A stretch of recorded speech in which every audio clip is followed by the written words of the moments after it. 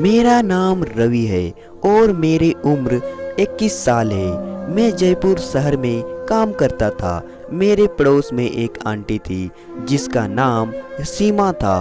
उसकी उम्र 35 साल थी। वो कमाल की खूबसूरत थी, जो भी देख दीवाना हो जाए। सीमा आंटी का पति टैक्सी चलाता था। उनके 3 बच्चे थे। एक बच्चा सीमा आंटी के साथ था तो 2 हॉस्टल में रहकर पढ़ाई करते थे। एक दिन सीमा आंटी ने मुझे देखा तो वह मेरे पास आई और बोली, रवि मेरी 10,000 की हेल्प कर दो। सीमा आंटी बोली, मुझे बच्चों की स्कूल की फी देनी है, मैं 2 महीने में वापस कर दूंगी। मैं सीमा आंटी से कहा, सीमा आंटी कल दे दूंगा। मैं दूसरे दिन उनको पैसे दे दिया। सीमा आंटी तो मानो मेरा पैसा लेकर भूल ही गई। 4 महीने हो गए लेकिन सीमा आंटी ने पैसा नहीं वापस किया। सीमा आंटी रोज रोज यही कहने लगी कि कल दे देंगे, परसों दे देंगे। ऐसे करते करते और 1 महीने बीत गया। एक दिन सीमा आंटी ने मुझे अपने घर बुलाया और बोली, प्लीज़ मुझे 4 महीने का और टाइम दे दो। मैं गुस्से से कहा, नहीं सीमा आंटी, मैं बहुत इंतजार कर लिया, बस कल आप मेरा पैसा वापस कर देना। यह बोलकर मैं अपने घर पर चला गया और शाम को 5 बजे वापस आया। शाम को सीमा आंटी मेरे घर आई और बोलने लगी, हालत बहुत ख़राब है, तुम बस 15 दिन का टाइम और दे दो। मैं सीमा आंटी के दयनीय हालत को देखकर हाँ बोल दिया।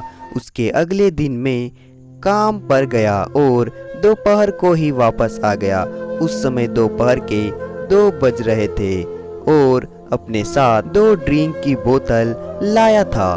मैं घर आते ही एक बोतल तो एक बार में ही खत्म कर डाली। मैंने खाना बनाया और खाना खाते हुए दूसरी बोतल भी खत्म कर दी। मुझे नशा चढ़ने लगा था। करीब दोपहर के 4 बजे मेरे दिमाग में सीमा आंटी आ गई। मैं सीमा आंटी के घर गया और उनको बाहर से आवाज़ देकर जोर जोर से बोलने लगा। सीमा आंटी बाहर आ गई।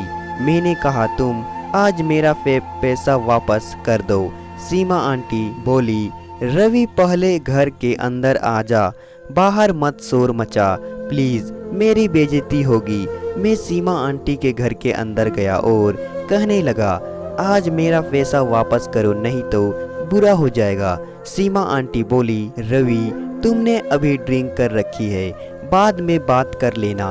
मैंने बोला, नहीं मुझे कोई नशा वशा नहीं है। सीमा आंटी समझ चुकी थी कि अगर मैं आज इसको पैसे नहीं दिए तो यह पूरे मोहल्ले में शोर मचा मचा के बेइज्जती कर देगा।